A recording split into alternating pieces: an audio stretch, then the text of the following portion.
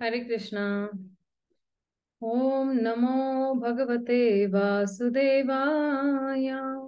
ओम नमो भगवते वासुदेवाय। ओम नमो भगवते वासुदेवाय।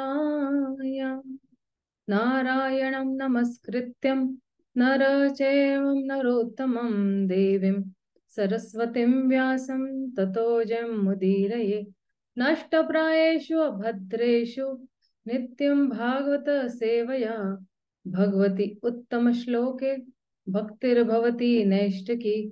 कृष्णाय वासुदेवाय देवकीनन्दनाय च नन्दगोपकुमाराय गोविन्दाय नमो नमः।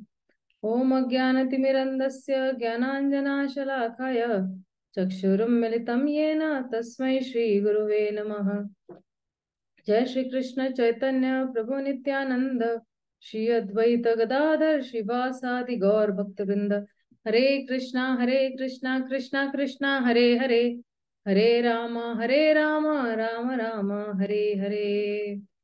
आप सभी का स्वागत है। Just give me 1 minute. मैं जस्ट जरा ये लैपटॉप को एडजस्ट करी क्योंकि इसकी जरा हाइट थोड़ी नीचे है। Give me just 1 minute, okay. Just कुछ एडजस्टमेंट्स हो गए।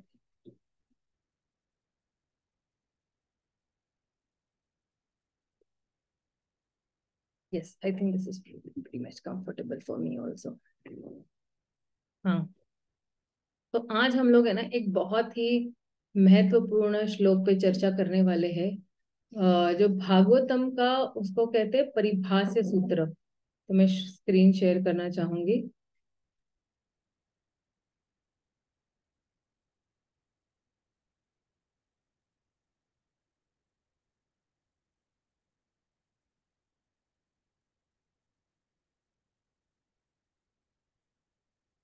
एते चाम सकला पुंसा कृष्णस्तु भगवान स्वयं इंद्रियारि व्याकुलम लोकम हृदयन्ति युगे युगे।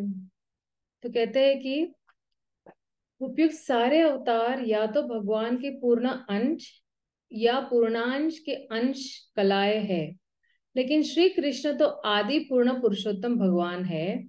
वे सब विभिन्न लोकों में नास्तिकों द्वारा उपद्रव किए जाने पर प्रकट होते हैं। भगवान आस्तिकों की रक्षा करने के लिए अवतरित होते हैं।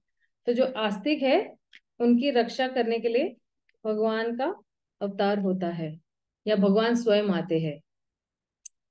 तो तात्पर्य कोई पढ़िए। प्रिया तुलसियानी माता जी, मैं आपको अनम्यूट कर रही हूँ। जी माता जी, हरे कृष्णा। इस विशिष्ट श्लोक में भगवान श्री कृष्ण को अन्य अवतारों से पृथक किया गया है। उनकी गणना अवतारों में की जाती है क्योंकि अहेतु की कृपावश वे अपने दिव्य धाम से अवतरित होते हैं। अवतार का अर्थ होता है नीचे उतरने वाला। भगवान के सारे अवतार, जिसमें स्वयं भगवान सम्मिलित हैं, विशेष उद्देश्यों की पूर्ति के लिए भौतिक जगत के विभिन्न लोकों में तथा विभिन्न योनियों में अवतरित होते हैं। कभी वह स्वयं आते हैं और कभी उनके अलग अलग पूर्णांश, अंश या अक्षांश कला या फिर उनके द्वारा प्रत्यक्ष अथवा अप्रत्यक्ष रूप से आवेशित अंश इस भौतिक जगत में विशिष्ट कार्यों को संपन्न करने के लिए अवतरित होते हैं।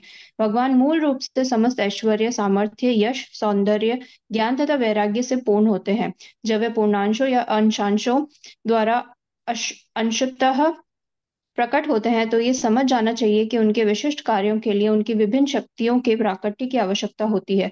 जब कमरे में बिजली के छोटे छोटे लट्टू जलते हैं तो इसका अर्थ यह नहीं होता कि बिजली घर केवल इन्हीं लट्टुओं तक सीमित है। उस बिजली घर से भारी क्षमता वाले बड़े बड़े औद्योगिक डायनामिक चलाए जाते हैं। इस प्रकार भगवान के अवतार सीमित शक्ति का ही प्रदर्शन करते हैं क्योंकि उस समय उतनी ही शक्ति की आवश्यकता होती है।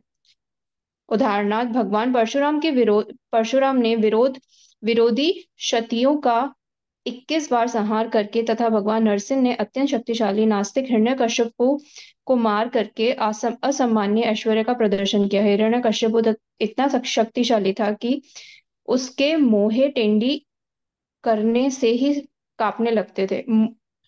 ओके।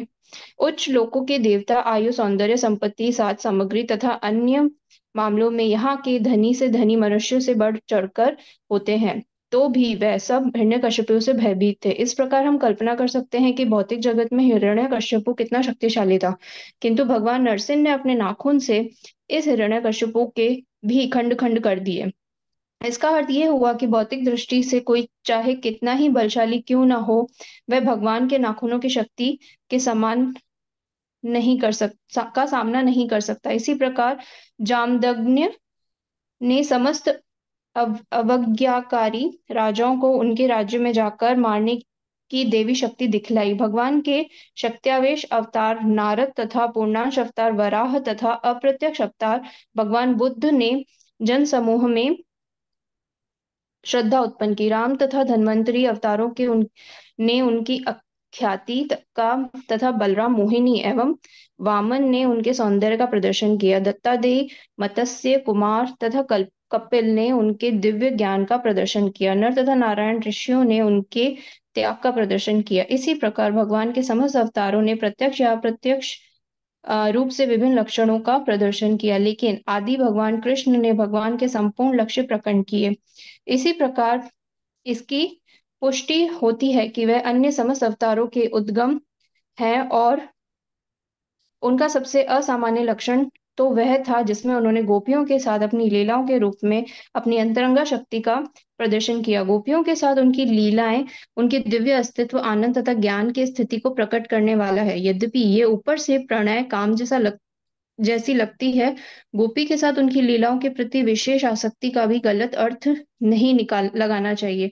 भगवान भगवत के दशम स्कंद में इन लीलाओं का वर्णन है। गोपियों के साथ कृष्ण की लीलाएं और दिव्य स्वरूप को समझ पाने के लिए किसी भी जिज्ञासु को यह भागवत अन्य 9 स्कंदों द्वारा धीरे धीरे अग्रसर कराता है। हरे कृष्ण। Thank you. श्याम सुंदरी माता जी, मैं आपको अनम्यूट कर रही हूँ, please read the next paragraph. Hare Krishna. Srila Jiva Goswami के कथना अनुसार यह शास्त्र सम्मत है कि भगवान कृष्ण अन्य समस्त अवतारों के उद्गम है। ऐसा नहीं है कि भगवान कृष्ण के अवतार का कोई स्रोत है। परम सत्य के सारे लक्षण भगवान श्री कृष्ण के व्यक्तित्व में पूर्ण रूप से निहित हैं, और भगवत गीता में भगवान स्पष्ट घोषित करते हैं कि उनके समान या उनसे बढ़कर कोई सत्य नहीं है। इस श्लोक में स्वयं शब्द का प्रयोग इसकी पुष्टि करने के लिए किया गया है कि भगवान कृष्ण स्वयं अपने सिवा अन्य कोई स्रोत नहीं है। यद्यपि अन्य स्थानों में अवतारों को उनके कार्यों के कारण भगवान कहा गया है, किंतु उन्हें कहीं भी पूर्ण पुरुषोत्तम नहीं कहा गया। इस श्लोक में स्वयं शब्द परम श्रेय के रूप में उनकी श्रेष्ठता का सूचक है। अंतिम आश्रय रूप कृष्ण एक एवं अद्वय है।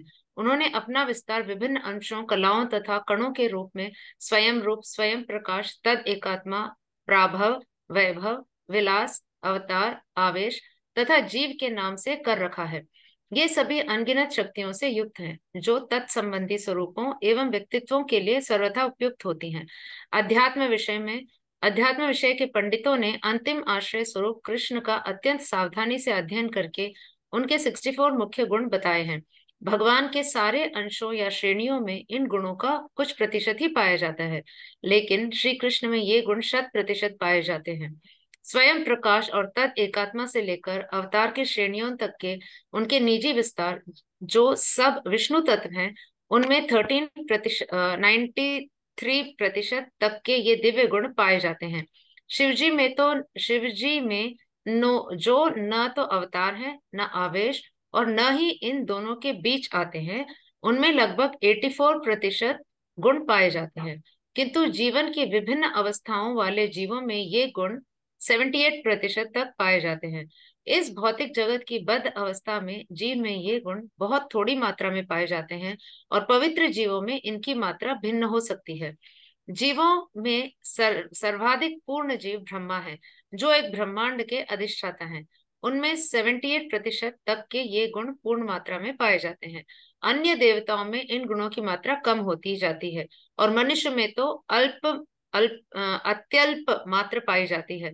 मनुष्य जीवन की पूर्णता का मानदंड यह है कि वह इन गुणों को 78% तक पूर्ण मात्रा में बढ़ाए। जीव में कभी भी शिव, विष्णु या भगवान कृष्ण के समान गुण नहीं आ सकते। कोई भी जीव 78% गुणों को पूर्ण रूप से विकसित कर दिव्यता प्राप्त दिव्यता प्राप्त कर सकता है, पर वह कभी भी शिव, विष्णु या कृष्ण नहीं बन सकता। हाँ, काल क्रम में वह ब्रह्मा बन सकता है। वे दैवी जीव जो आध्यात्मिक आकाश के ग्रहों के निवासी होते हैं, वे हरिधाम तथा महेशधाम जैसे विभिन्न आध्यात्मिक ग्रहों में भगवान के सनातन साथी होते हैं। सब धामों के ऊपर कृष्ण का धाम है, जो कृष्ण लोक या गोलोक वृंदावन कहलाता है। जो जीव अपने में 78% गुण पूर्ण मात्रा में विकसित कर लेता है, वह इस भौतिक शरीर को त्यागने के पश्चात कृष्ण लोक जाने का भागी बन जाता है। हरे कृष्ण। हरे कृष्ण माता जी, थैंक यू वेरी मच। तो एक सेकेंड।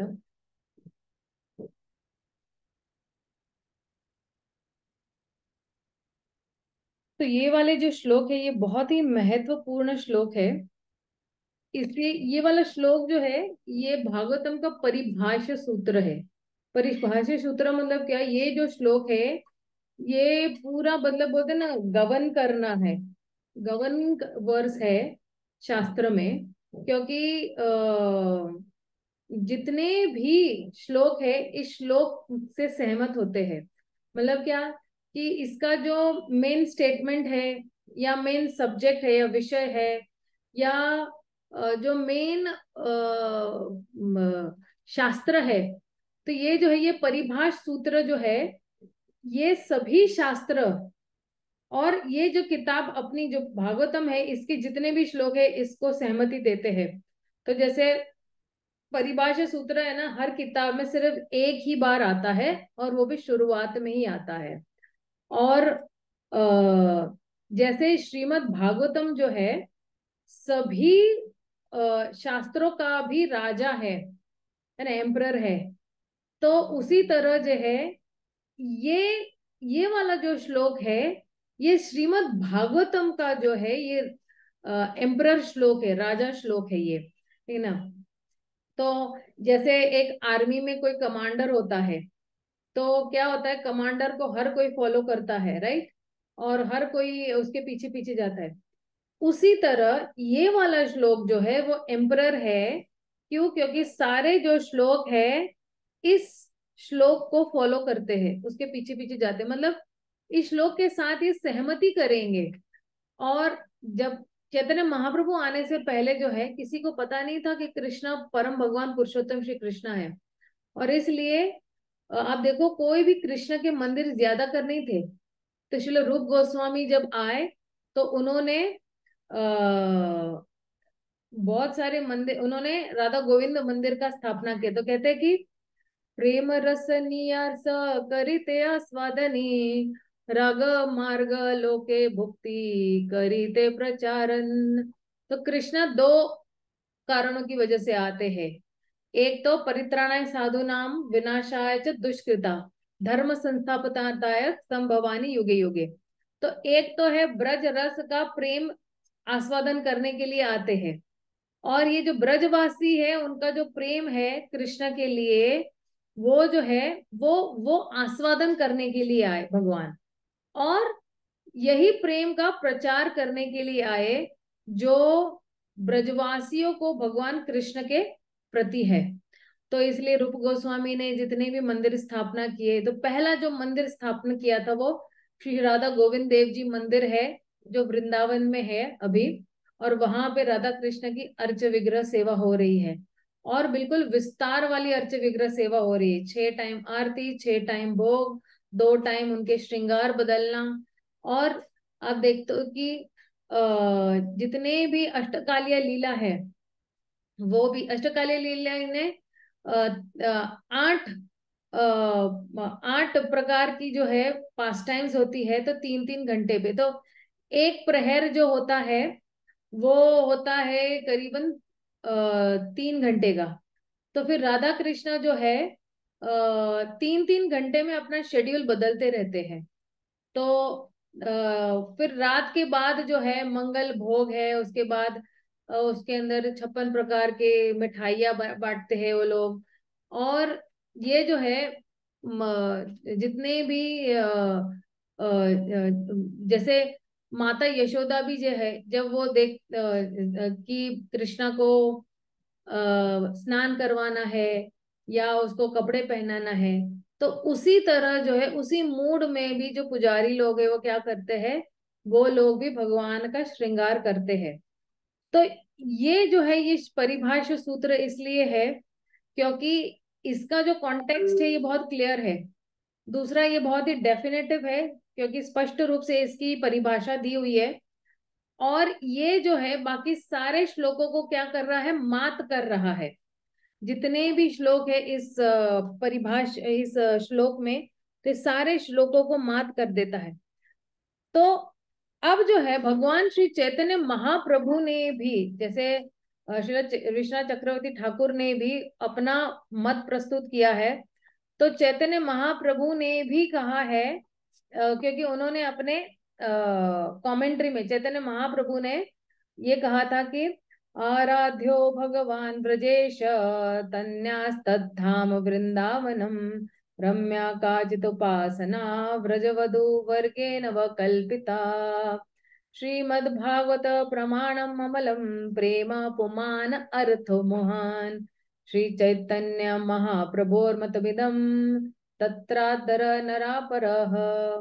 तो कहते हैं कि चैतन्य महाप्रभु कहते हैं कि क्यों भगवान श्री कृष्ण ही परम है, क्योंकि वो आराध्य है। जो पूजा करने के हमारा एक जो विषय वस्तु है, वो विषय वस्तु भगवान श्री कृष्ण है। और तद धाम वृंदावन, तो उनका जो निवास स्थान है वो क्या है, वो है वृंदावन। और ये वृंदावन क्या है, ये दिव्य स्थल है। और उपासना जो पूजा करने योग्य है, तो कौन उनकी पूजा करते, अच्छा ये निवास स्थान है लेकिन कौन कौन इनकी पूजा करे, तो व्रजवधु जितने भी गोपियां हैं वो उनकी उपासना करते हैं। तो ये जो श्रीमद् भागवतम है ये प्रमाणम है, ये जो है बिल्कुल बिना किसी दाग धब्बे के ये श्रीमद् भागवतम है। और ये जो है ये कह रहे हैं कि प्रेम पुमान अर्थो महान, ये श्रीमद् भागवतम हमें हमारे जीवन का अर्थ क्या है, हमारे जीवन का जो लक्ष्य क्या है, वो है भगवान के प्रेम की प्राप्ति या भगवान को प्रेम करना। तो ये जो अर्थ है ये दर्शाता है ये वाला श्लोक जो है। तो जितने भी गौड़े वैष्णव है ये जो है ये सभी लोग जो है चैतन्य महाप्रभु ने जो कहा है इस पे अडिंग है, क्योंकि चैतन्य महाप्रभु कहते हैं कि भगवान श्री कृष्ण ही परम सत्य है। तो भागवतम जो है वो अमल पुराण है, प्रेमम अमलम। और ये तत्व संदर्भ में भी जीव गोस्वामी ने कहा है कि जितने भी भागवतम में जितने भी स्टेटमेंट है या जितने भी वाक्य है ये बिल्कुल परफेक्ट है, ये बिल्कुल सर्वोच्च है और ये बिल्कुल सीधे निष्कर्ष पे आते हैं। 3 चीजें बताई है जीव गोस्वामी ने। और जितने भी बाकी जितने भी शास्त्र है ये सारे शास्त्र क्या कर रहे हैं, भागवतम को फॉलो कर रहे हैं, उनके पीछे पीछे जा रहे हैं। तो इंटरेस्टिंगली क्या है कि भागवतम जो है ये भी वर्णन करता है कि दूसरे जो भी 4 आइटम है ऊपर जो मैंने बताया अभी, ठीक है ना, तो ये जो है ये भी जो है भागवतम वर्णन कर रहा है। तो भागवतम जो है वो सर्व प्रमाणम चक्रवर्ती है, चक्रवर्ती सम्राट की तरह जो होता है ना वैसे। तो और ये वाला जो 28वां श्लोक है जो भागवतम का है, ये एते चामसा कला पुंसा, ये वाला जो है ये बिल्कुल ही बहुत जल्दी निष्कर्ष पे आता है। तो जीव गोस्वामी ने इसको एनालाइज किया हुआ है इस श्लोक को अपने कृष्ण संदर्भ में। तो देखिए 6 प्रकार के संदर्भ होते हैं। पहला है तत्व संदर्भ, कृष्ण के तत्व के बारे में जानवा। फिर है भागवत संदर्भ, फिर है परमात्मा संदर्भ, फिर है कृष्ण संदर्भ, फिर है प्रीति संदर्भ, और छठा है, मुझे छठा याद है, लेकिन ये 6 संदर्भ है, और ये 6 संदर्भ जो है वो श्रील जीव गोस्वामी ने सिर्फ कृष्ण पर लिखे हुए। तो उनके कृष्ण संदर्भ में उन्होंने बहुत विस्तार से लिखा हुआ है कि परमात्मा संदर्भ छठा वाला। तो जीव गोस्वामी ये स्थापित करते हैं कि जो भगवान है वो कैसे जो है परम है, ब्रह्मांड से और परमात्मा से भी, उनके जो भी है, और कैसे भगवान ही अल्टीमेट परम सत्य है। तो ये भगवान की, इसको कहते हैं ना आइडेंटिटी, ये पहचान है भगवान की। और इसलिए जीव गोस्वामी इस श्लोक को कहते हैं कि ये भागवतम का ये है परिभाष्य सूत्र। अब परिभाष्य सूत्र जो है वो जो है ये क्या करता है कि ये ना एक चाबी देता है आपको। ये चाबी देता है जिसके माध्यम से आप किताब में प्रवेश करके उसके जितने भी गुह्यतम कमरे हैं उसमें प्रवेश करके आप समझ सको। लेकिन एक जो परम गुह्य जो कमरा है, जो 10वां स्कंद है, आपको उसमें भी प्रवेश मिलता है। जैसे अगर आपको कोई खजाना ढूंढना है तो एक लेवल होता है ना कि पहले ये लेवल पार करोगे तो दूसरे लेवल में जाओगे, और तीसरे लेवल में, चौथे लेवल में, और 9वें लेवल तक आप पार करोगे तभी आपको 10वें लेवल पर तो फाइनल खजाना जहां पे छुपा हुआ है वहां मिलेगा। तो उसी तरह जो है जीव गोस्वामी एक शुरुआत में ही हमें ये चाबी देते जिसके माध्यम से हम पहले कमरे में खोलकर जाएंगे, दूसरे कमरे में खोलकर जाएंगे, तीसरे में बड़े आसानी से जा जाएंगे। और श्रीमद् भागवतम में जो है ये बता रहे हैं कि सर्वोच्च जो उद्देश्य है जीवन का वो क्या है। और भागवतम में ये नहीं समझना चाहिए कि ऐसी कहीं से भी कहानियां उठा के लेके आए हैं। हालांकि भागवतम पूरा जो है कहानियों से भरा पड़ा है, लेकिन ये नहीं समझना चाहिए। इसलिए ये जो विषय है ये बहुत ही गंभीर विषय है। और ये जो है इसलिए ये जो गंभीर विषय के बारे में ही परिभाषा सूत्र में ही लिखा गया है। तो श्री कृष्णा कहते हैं कि 18,000 जो श्लोक है ये भागवतम में, तो ये क्या है, एक सेना की तरह है। और ये वाला जो श्लोक है ये क्या है, ये कमांडर है। तो कहते हैं कि एते चांस कला पुंसा, एते मतलब भगवान के जितने भी अवतार है, चा यानी जो यहाँ पे मौजूद है और जो यहाँ पे नहीं मौजूद है, ये दोनों दोनों भगवान के अवतार, और जो उनके अंश और कला, तो जितने भी उनके अंश है और अंश के भी अंश है और उनके भी अंश है। तो भगवान के जो भगवान का जो रूप है वो विभिन्न अंश नहीं है, मतलब अलग अलग नहीं है।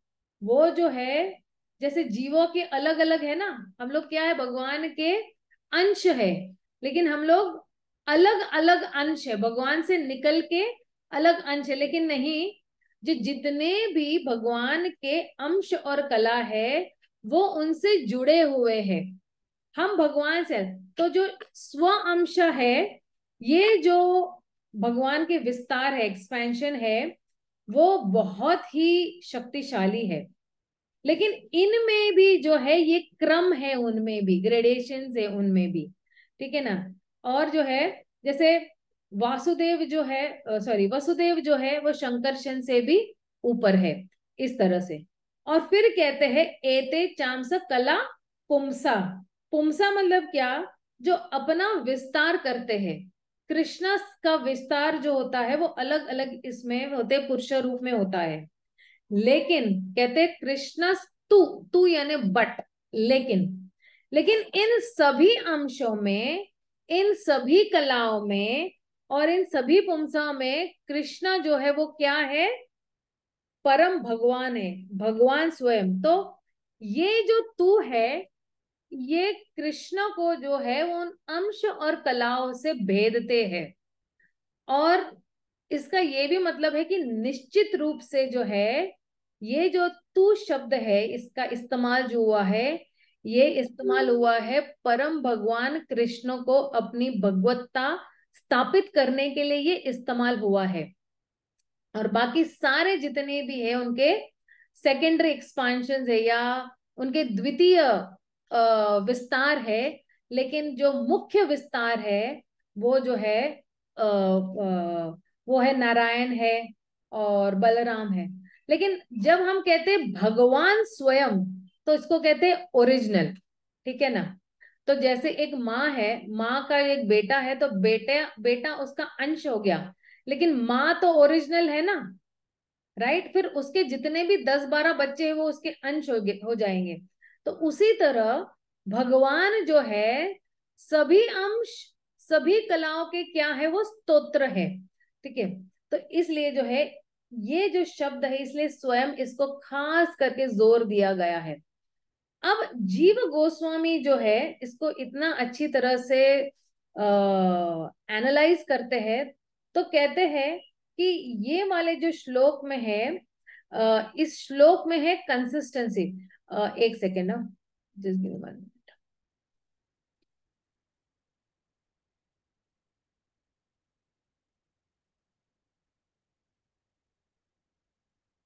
कंसिस्टेंसी मतलब क्या, किसी भी जैसे ना उसको सुसंगतता कहते हैं उसको। तो कहते हैं कि ये जो शब्द है पुरुष और भगवान, यानी पुंसा और पुरुष, ठीक है ना, ये जो है ये समानार्थी है। और ये जो है श्लोका नंबर पहले में भी आया हुआ है, और अब ये 28वें श्लोक में भी आ रहा है। तो इसलिए ये दोनों श्लोक जो है वो लोग क्या बता रहे हैं कि जितने भी भगवान के अवतार है वो कभी कभी सीधे ही कृष्ण से आते हैं, लेकिन कभी कभी पुरुष अवतार से भी आते हैं। और लेकिन कृष्ण जो है वो स्वयं भगवान है। और आगे वो कह रहे हैं कि जो शुरुआत में है, जो अंत में भी है। जैसे शुरुआत में हम लोग ने जन्मादि यस्य वाला श्लोक देखा था, तो वहां पे भी क्या हो रहा है, परम सत्य धीमहि बोले ना, परम सत्य की ही व्याख्या हो रही है, वही उनकी सराहना हो रही है और उनका जो है गुणगान हो रहा है। तो कहते हैं कि मैं उन भगवान पे मैं क्या कर रहा हूं, मैं ध्यान लगा रहा हूं। और आखिरी श्लोक में भी जो 12वें स्कंद के आई थिंक 25वें श्लोक में है, लास्ट श्लोक जो है मुझे इतना याद नहीं है, लेकिन उसमें कह रहे 12वें श्लोक के 11वें अध्याय के लास्ट श्लोक में, शायद वो 25वां श्लोक या कुछ ऐसे ही है। तो कह रहे हैं कि भगवान की जितने भी गुणगान है वहां पे उन्होंने सीधा विराम दिया हुआ है। और फिर बहुत सारे जितने भी जो श्लोक है वहां पे उनकी वास्तविक स्थिति भी बताई गई है। तो जब हम लोग ने 23वां श्लोक देखा इस अध्याय में, तो पूरे 23वें श्लोक में सारे उनके जो है पूरे अवतारों की लिस्ट दी हुई है। और फिर जो है ये जो तू शब्द है ये भेद रहा है, ये भेद रहा है कौन से, इस वाक्य को भेद रहा है। जैसे कभी कभी हम लोग बोलते हैं ना कि मेरे पास काफी सारा धन है, लेकिन मतलब ना पर, है ना, तो तू तो भेद रहा है उस तरह से। तो ये बता रहा है कि अब जो है ये वाला जो वाक्य आने वाला है ये सबसे इंपॉर्टेंट वाक्य है। अब से पहले वाले जितने भी थे जो वाक्य जो थे, ये अब जो है पहले वाले जितने वाक्य है और अब के जितने भी वाक्य है उसको इससे भेद रहा है कि वो वाले अलग है और ये वाले वाक्य, जैसे अंश और कला जो है, अंश और कला से भी जो है कृष्णा, अंश और कला जो है वो कृष्ण से ही निकले हुए हैं। और इसलिए जो है कृष्ण जो है, और ये जितना भी इसके बोलते हैं ना कि परिभाषा सूत्र में जो है उसको कॉम्प्लीमेंट दे रहा है। कॉम्प्लीमेंट मतलब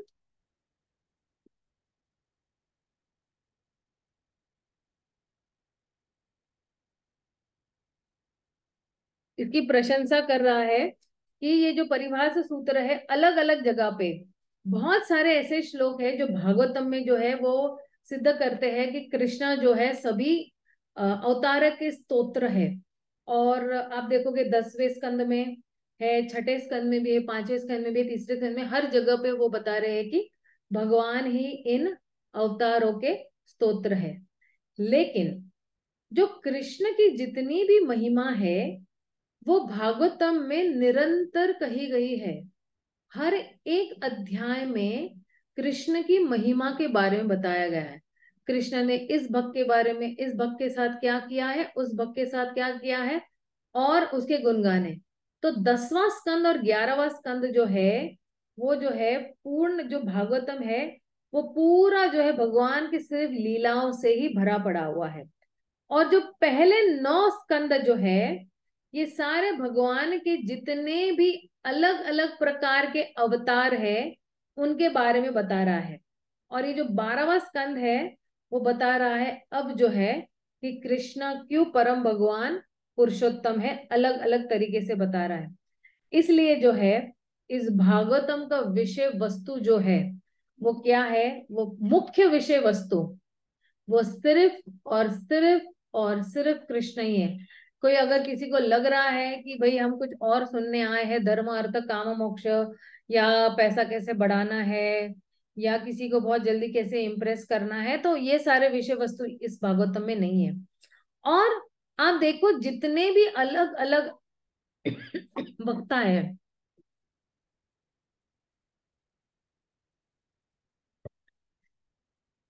और जितनी भी ऑडियंस भी है, श्रोतागण भी है, उनको क्या सुनना है, उनको कृष्ण के ही गुणगान सुनना है, उनको और कुछ नहीं सुनना है। उनको बाकी धर्म अर्थ काम मोक्ष में कोई इंटरेस्ट नहीं है। तो जैसे सूत गोस्वामी बोल रहे हैं, सुखदेव गोस्वामी बोल रहे हैं, मैत्र ऋषि भी है, इसमें बल अलग अलग प्रकार के वक्ता भी होंगे। पहले सूत गोस्वामी है, फिर सुखदेव गोस्वामी है, फिर मैत्र ऋषि है, तीसरे स्कंद में मैत्र ऋषि भी है, और श्रोता भी है।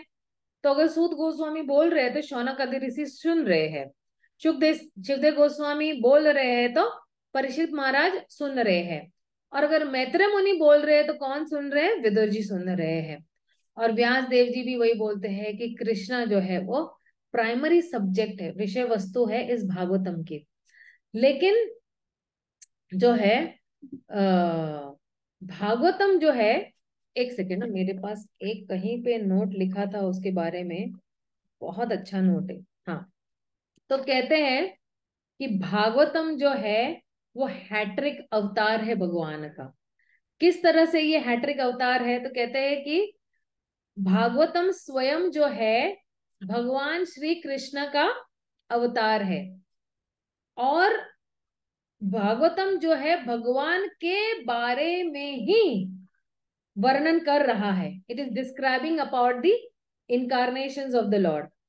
और कह रहे हैं कि भागवतम जो है वो लिखी गई है किनके द्वारा, भगवान के अवतार के द्वारा ही लिखी गई है। तो व्यास देव जी ने लिखी है, तो हैट्रिक इनकारनेशन। तो Shrimad Bhagavatam itself is an incarnation of Krishna. It describes about the incarnations of Krishna, and it is written and compiled by an incarnation of Krishna, and that is why it is called an hattric incarnation. तो ये है श्रीमद् भागवतम की पहचान इन 3 points में। तो ये है भगवान का ग्रंथ अवतार जो आया हुआ है। और श्रीमद् भागवतम का मुख्य उद्देश्य ही यही है कि जो है सभी लोगों के लिए सर्वोच्च क्या अच्छा है वो देने के लिए श्रीमद् भागवतम आया है। और क्या देने वाला है, सबको जो है देने वाला है, सक्सेस देने वाला है, आनंद देने वाला है, और शांति देने वाला है। तो भागवतम के एक श्लोक में आता है कि सोहम नृणाम शूल सुखाय दुख महद्गताना वीरमाय तस्य। I just forget that shloka, एक सेकेंड ना, उन्हें वेदा बेस में जरा जाके देखते हैं।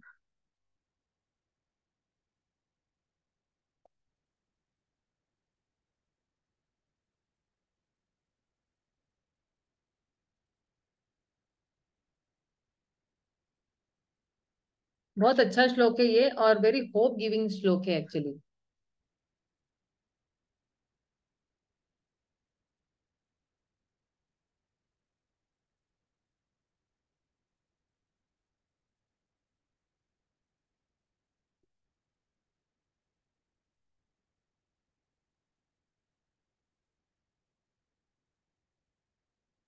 No, I'm not getting it in my with the base.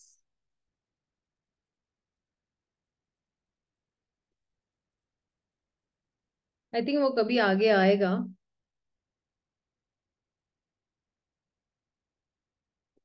ठीक है, I am not getting it, I am sorry. Why not, why just waste time. तो ये जो भागवतम है, ये कह रहा है कि ये जो है भागवतम किसके बारे में वर्णन कर रहा है? ये वर्णन कर रहा है भगवान की महानता के बारे में, भगवान की भगवान की भक्तों के बारे में, और भगवान और भक्तों के बीच में जो प्रेम का संबंध है उसके बारे में है। और कोई भी ऐसा नाम जो है, कोई भी दिव्य नाम जो है, वो भगवान कृष्ण के नाम की बराबरी नहीं कर सकता है।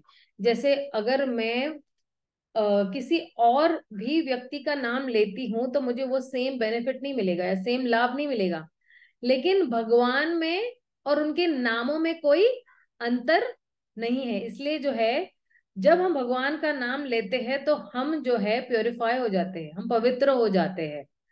और बाकी जितने भी नाम है वो जो है आपको बेनिफिट देंगे, लेकिन 100% बेनिफिट नहीं देंगे। जितना कृष्ण का नाम जो है वो 100% बेनिफिट देंगे। क्यों कृष्ण का ही नाम आपको 100% बेनिफिट देंगे? श्री शुकनिषद में कहा है कि ओम पूर्णमदम पूर्णमिदम पूर्णात् पूर्णमुदच्यते पूर्णस्य पूर्णमादाय पूर्णमेवावशिष्यते। तो ओम पूर्णमदम पूर्णमिदम, भगवान जो है वो पूर्ण है, तो उनका कोई भी जो है नाम है या उनके गुण है वो भी पूर्ण है। ये नहीं है कि उन्होंने उनका नाम अगर कोई दे रहा है और वो पवित्र, वो व्यक्ति पवित्र हो गया तो भगवान के पास अभी जीरो पवित्रता रह गई है, ऐसा नहीं है। ठीक है। और ये जो जो रूप है भगवान का, ये है सर्वोच्च रूप, ये है शाश्वत रूप, ये है परम रूप। और यही रूप जो है देख कर जो है जितने भी देवी देवता, जितने भी मनुष्य गण है वो मोहित हो जाते हैं। बाकी कोई भी ये रूप देखकर मोहित नहीं होते हैं। और जितने भी शास्त्र है जो भगवान का उल्लेख कर रहे हैं कि वो परम भगवान है, तो जैसे भगवान भगवत गीता में भी कहते हैं ना कि 15वें अध्याय में क्या कहते हैं कि वेदेश सर्वेर अहम एव वेद्यो। क्या है वो श्लोक? सर्वसचाम हृदि सन्निष्टम मत्त स्मृतिर ज्ञान अपोहनम च वेदेश सर्वेर अहम एव वेद्यो वेदांत कृत विदेवचः। तो कह रहे हैं कि जो है, कहते हैं कि वेदों के माध्यम से सिर्फ मुझे ही जानना है। और ब्रह्म संहिता में भी कहते हैं कि चिंता मणि प्रकल सल्प कल्प वृक्ष लक्षादिभीर सुरभीर विपालयन्तम यम श्याम सुंदर चिन्ह गुणस्वरूपम गोविंदमादि पुरुषम तमहम भजामि। भगवान का धाम कैसा है? चिंतामणि धाम है। और भले ही उनके अलग अलग नाम है, रामादि मूर्ति शुक्ले नियमेन तिष्ठान, तो भगवान के अलग अलग नाम होने, लेकिन ये जो नाम है, ये कृष्णा जो है, ये जो ओरिजिनल फॉर्म है वही पूजनीय है। तो ये जो है परिभाष्य सूत्र है इस क्या क्या कहते हैं भागवतम का। और बाकी बहुत सारे जो है जितने भी आर्ग्यूमेंट्स है कि भगवान परम नहीं है, भगवान ये है, भगवान ग्वाला है, भगवान ऐसे है, ये जो सारे जितने भी विषय वस्तु है उसको ये क्या कर रहा है? ये खंडित कर रहा है। तो वैसे तो बहुत सारे बोलते हैं ना कॉन्ट्राडिक्शंस भी है इसमें कि कि जैसे अर्जुन का जो एक्चुअली कृष्ण और अर्जुन जब मिलने जाते हैं महाविष्णु को, क्योंकि महाविष्णु क्या करते हैं, वो किडनैप करते हैं ब्राह्मणों के पुत्रों को, तो अर्जुन जाता है उनको क्लेम करने के लिए। तो उसमें जो है उस वाले श्लोक में बहुत विस्तार से बताया हुआ है कि जो है बाकी सारे जो है भगवान के अंश है। और लेकिन नारायण के बोलते हैं ना विस्तार नहीं है, और जो है वो सिर्फ अंश है। तो उसी तरह जो है कई लोग कहते हैं कि बलराम और कृष्ण जो आए वो विष्णु के बाल में से आए हैं, और कई जो श्लोक है विष्णु पुराण में ये भी कहते हैं, और महाभारत में भी साफ तरीके से जो है उसका खंडन किया गया है। तो कभी कभी बोलते हैं ना केश, केश मतलब बाल भी होता है, लेकिन केश मतलब उनका जो है ना तेज है वो भी होता है। तो चलो बहुत सारे लोगों ने ना वर्ड जगलरी करके ना इन चीजों को तोड़ा मरोड़ा है। तो इसलिए जो है अलग अलग श्लोक कहने के बाद जो है ये जो कॉन्ट्रडिक्शन है, ये जो विरोधाभास है, ये परिभाषा सूत्र जो ये सारे अच्छी तरह से इन शब्दों को, इनको जो बहुत अच्छी तरह से वो जो है सॉल्व कर रहा है। और इसलिए जीव गोस्वामी बिल्कुल बेधड़क ये परिभाषा सूत्र कहते हैं कि ये जो कृष्णस्तु भगवान स्वयं, ये जो श्लोक है वो क्या है, ये बोलते ना एक राजा है, एक हीरो वाला जैसे राजा है वैसे है, जो अलग अलग प्रकार के जितने भी 100 150 हजारों दुश्मन है, जो अलग अलग विरोधी आभास करने वाले हैं, उनको मात कर देने वाले हैं। और इसलिए जो है कहते हैं कि जितने भी आने दो, जितने भी लोग, जितने भी श्लोक जहां से आ रहे हैं, और इस श्लोक के साथ अगर कोई विरोधाभास कर रहे हैं या इसको कोई विरोध कर रहा है, जीव गोस्वामी बिल्कुल बोल्डली कह रहे हैं, बिल्कुल बिंदास कह रहे हैं कि मैं सारे जितने भी है उनको खंडन कर दूंगा। और ये जो जैसे एक हाथी बहुत सारे सैनिकों पे और बहुत सारे रथों पे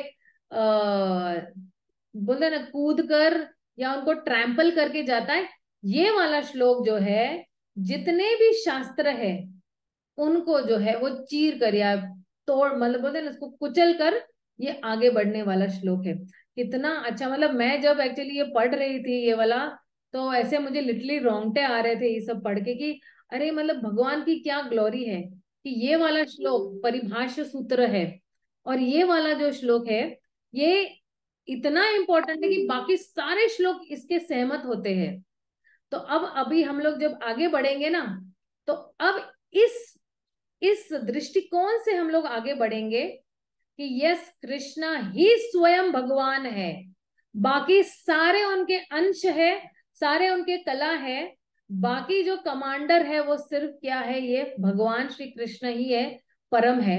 अब इस दृष्टिकोण से अगर हम इस सोच से अगर हम आगे बढ़ते हैं ना, तो हमें लाभ मिलेगा, लाभ। और ये भी मिलेगा कि हम बार बार भगवान के बारे में जानने की कोशिश करेंगे। जैसे मान लो किसी को, जैसे कोई कोई भी व्यक्ति है, अगर मान लो किसी को किसी राजा से उसको प्रेम हो जाता है, तो उसको तो हर चीज से अट्रैक्शन होगा, राजा की हर चीज से, राजा के रूप से भी अट्रैक्शन हो जाएगा, उनके कपड़ों से भी अट्रैक्शन हो जाएगा, उनके उनके सैनिकों से भी, उनके देश से भी, उनके महल से भी, हर चीज से उनको प्रेम हो जाएगा। उसी तरह जो जो कृष्ण से प्रेम करता है वो सभी जीवात्मा से भी प्रेम करना सीख जाएगा। वहां पे कोई दुश्मनी, वहां पे कोई बोलते हैं ना मन मोटावा, वहां पे कोई ईर्ष्या, ये सब नहीं रहेगा। इसलिए भागवतम के बिल्कुल पहली स्टार्टिंग में जहां पे हम लोग ने दूसरा श्लोक देखा था, धर्म प्रोजित कैतवो अत्र निर्मत्सराणाम सताम वेद्यम वासतम अत्र वस्तु त्रापत्रयो उन्मूलनम। तो कहते हैं कि निर्मत्सराणाम सताम जो है तापत्रयो उन्मूलनम, और कहते हैं कि महामुनि कृते ईश्वर सद्यो हृदि। तो कहते जो कोई भी निर्मत्सराणाम सताम है, जो बिल्कुल ईर्ष्या से रहित है, यही व्यक्ति जो है वो भगवान को समझ सकता है। तो अब जो है हमें धीरे धीरे जैसे ही हम भागवतम पढ़ते हैं, तो हमारे में से जितने भी लोग हैं हमारे आसपास, उनके लिए जो है वो ईर्ष्या नहीं होनी चाहिए, तब जाके भागवतम का हम बिल्कुल आनंद उठा सके। वरना देखिए आप सभी लोग जो है कितना कष्ट कर रहे हो, मतलब मैं तो सभी को बहुत नमन करती हूँ कि इतनी श्रद्धा पूर्वक सचमुच आप रोज 1 घंटा दे रहे हो। रोज दोपहर को बिल्कुल मेरे से पहले भी 10 मिनट पहले उत्साही लोग लॉग इन होके बैठ जाते हैं। तो ये अपने आप में ही सराहनीय चीज है। और ये सराहना मैं नहीं कर रही हूँ, ये सराहना भगवान कर रहे हैं कि आके बिल्कुल श्रद्धा पूर्वक बैठते हैं और मुझे जानने की कोशिश कर रहे हैं। तो भगवान भी हमारे साथ आदान प्रदान करते हैं श्रीमद् भागवतम के माध्यम से कि हम भी समझ पाएंगे इस श्रीमद् भागवतम को। तो आइए, ये श्लोक पे मैंने काफी चर्चा कर ली है, हालांकि इसकी और चर्चा बाकी है, लेकिन मैंने सोचा कि आप लोग कल शायद गायब ही हो जाओगे, इसलिए मैंने अपनी वाणी को यही विराम देके हम लोग अगले वाले श्लोक पे जाते हैं। एक सेकेंड में स्क्रीन शेयर करना चाहूंगी, जस्ट गिव मी वन। आज थोड़ा जो है मैं क्लास जल्दी समाप्त करूंगी, क्योंकि मेरा बिल्कुल एक और अमेरिका में एक्चुअली एक लेक्चर शेड्यूल किया हुआ है छठे स्कंद पे, मैंने लिंक शेयर किया हुआ है। हालांकि वो क्लास इंग्लिश में है, तो अगर किसी को इंग्लिश में अटेंड करना है तो आप कर सकते हो। तो वो सारे अमेरिका के भक्त है, क्योंकि अमेरिका में अभी जो है बिल्कुल सुबह होती है, तो सुबह सुबह वो लोग श्रीमद् भागवतम सुनते हैं और फिर अपने अपने जॉब्स पे चले जाते हैं या नौकरी पे चले जाते हैं या बिजनेस पे चले जाते हैं। अब ये वाला श्लोक है, कहते हैं कि जन्म गुह्यम भगवत यः एतत् प्रयत नरः सायं प्रातः गुणान् भक्त्या दुःख ग्रामात् विमुच्यते। अब जो है ये आ रहा है फलश्रुति। 2 दिन से हम जो सुन रहे हैं उसकी ये फलश्रुति है। और ये फलश्रुति कौन दे रहे हैं? ये ऋषि मुनि ही दे रहे हैं। जो कोई भी भगवान के गुह्य अवतारों का सावधानी पूर्वक प्रतिदिन सुबह तथा शाम को पाठ करता है, उसको क्या फल मिलता है? वह जीवन के समस्त दुखों से छूट जाता है। जितने भी दुख है फटाफट छूट जाएंगे। सुबह शाम सिर्फ आप ट्रांसलेशन भी पढ़ोगे, सिर्फ यही पढ़ोगे, ये बड़ा मोटा काला अक्षर इतना भी पढ़ोगे तो भी अपने दुख दूर हो जाएंगे। तो हालांकि इस हेतु से हमें नहीं पढ़ना चाहिए, हमें तो भगवान का प्रेम चाहिए, लेकिन ये है फलश्रुति। तो पढ़िए कोई इसका तात्पर्य। ईश्वरी कमला माता जी, मैं ना आपको अनम्यूट कर रही हूँ, पढ़िए आप। हाँ, थैंक यू माता जी। हरे कृष्णा, धन्यवाद, प्रणाम माता जी। धन्यवाद, प्रणाम। भगवत गीता में भगवान ने घोषणा की है कि जो कोई दिव्य जन्म तथा कर्म के तत्वों को जानता है वह इस अस्थायी भौतिक संसार से छूटकर भगवत धाम को जाता है। अतएव इस भौतिक जगत में भगवान के अवतार की गुह्यता को भली भांति जान लेने पर भौतिक बंधन से छुटकारा प्राप्त हो जाता है। अतः भगवान का जन्म तथा उनके कर्म जिन्हें वह जन सामान्य के कल्याण हेतु प्रकट करते हैं सामान्य नहीं होते, वह गुह्य हैं, और जो भक्ति पूर्वक इस विषय की गंभीरता को जानना चाहते हैं उन्हें ही यह रहस्य प्रकट हो पाता है। इस तरह उन्हें भवबंधन से विमुक्ति प्राप्त हो जाती है। अतः यह सलाह दी गई है कि जो कोई भागवत के इस अध्याय का, जिसमें भगवान के विभिन्न अवतारों का वर्णन है, भक्ति तथा श्रद्धा पूर्वक केवल पाठ करता है, उसे भगवान के जन्मों तथा कर्मों का अंतर्दर्शन प्राप्त हो जाता है। विमुक्ति शब्द इस बात का सूचक है कि भगवान का जन्म तथा उनके कर्म दिव्य हैं, अन्यथा मात्र उनका पाठ करने से किसी को मुक्ति प्राप्त नहीं हो सकती। अतएव यह गुह्य है, और जो भक्ति के निर्धारित विधि विधानों का पालन नहीं करते वे भगवान के जन्म तथा कर्म के रहस्यों को जान पाने का अधिकार नहीं रखते। हरे कृष्ण माता जी। हरे कृष्ण माता जी। माता जी बहुत धन्यवाद आपका। तो यहाँ पे जो है मैं विराम दूंगी, क्यों मैं आपको बताती हूँ। इसलिए मैं विराम दूंगी कि अब जो है 30वें श्लोक से जो है एक अलग ही विषय स्टार्ट होने वाला है। और इस विषय के लिए थोड़ा और ज्यादा टाइम चाहिए, क्योंकि इसमें जो आएगा भगवान के भगवान के विराट रूप के बारे में, भगवान के भौतिक रूपों के बारे में आएगा, और कैसे जो है जीवात्मा जो है वो क्या वास्तव है या काल्पनिक है, ये सिद्ध करने के लिए फिर 30, 31, 32, 33 और 34 5 श्लोक जो है वो आते हैं और उसके लिए काफी एक्सप्लेनेशन की जरूरत है। और जब हम समझ, थोड़ा ये टेक्निकल है लेकिन मैं आसान करने की जरूर कोशिश करूंगी, बिल्कुल हिंदी आसान भाषा में हम लोग इसको समझने की कोशिश करेंगे। क्योंकि यहाँ पे जैसे बोलते हैं ना कि सूक्ष्म शरीर और जड़ शरीर के बारे में भी बताया है। अब भगवत गीता में भी सूक्ष्म और जड़ के बारे में बताया, लेकिन उसमें बहुत डिटेल में नहीं बताया, भागवतम में काफी डिटेल में बताते हैं। और जो है, जो कोई भी भगवान का वर्णन करता है और जो कोई भी इस भगवान के वर्णन को समझने की कोशिश कर रहा है, तो वो जो व्यक्ति है वो कहते हैं कि वो बहुत ही भाग्यशाली है वो व्यक्ति। और फिर आखिरी में जो 40 से 44 वाले श्लोक में जो है, ये पूरे भागवतम की महिमा के बारे में बताया। और जब हम महिमा के बारे में सुनेंगे तो हम लोग जो है कानों के माध्यम से रसास्वादन करेंगे। क्योंकि हमारा जो मार्ग है, ये जो भागवत मार्ग है, हम भगवान को आंखों से नहीं देख रहे, हम भगवान को कानों से देख रहे हैं। इसलिए हम रोज सुन रहे हैं। 3 से 4 में हम लोग क्या कर रहे हैं, सुन रहे हैं। कई लोग 8 से 9 में सुनते हैं मेरे साथ, कई लोग जो है हर बुधवार को सुनते हैं, या कई लोग हर शुक्रवार को सुनते हैं, कोई लोग शनिवार रविवार, ये सारे दिन जो है वो सुनने के लिए आते हैं। वो क्या कर रहे हैं, वो लोग देख ही रहे हैं। और मैं भी उनके साथ भगवान को कानों के माध्यम से देखती। अभी भी हमारी आंखों में क्या है, प्रेम का अंजन नहीं है।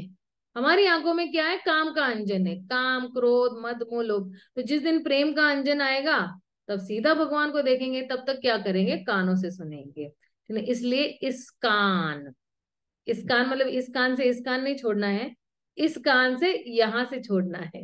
तो जब आप सुनोगे तो आप बोलोगे भी अच्छी तरह से। ठीक है ना? तो मैं अपनी वाणी को यही विराम दूंगी। तो आज मैं प्रश्न उत्तर माफ कीजिएगा नहीं लूंगी, क्योंकि तुरंत ही मुझे लॉगिन करना है वो वाली आईडी पे। ठीक है, तो श्रील प्रभुपाद की जय, गौर भक्त वृंद की जय, हरे कृष्णा। किसी का कोई प्रश्न है तो कल हम लोग ले सकते हैं, ठीक है ना, नो प्रॉब्लम, कल थोड़ा ज्यादा टाइम दूंगी मैं आप लोगों को। हरे कृष्णा, हरि बोल।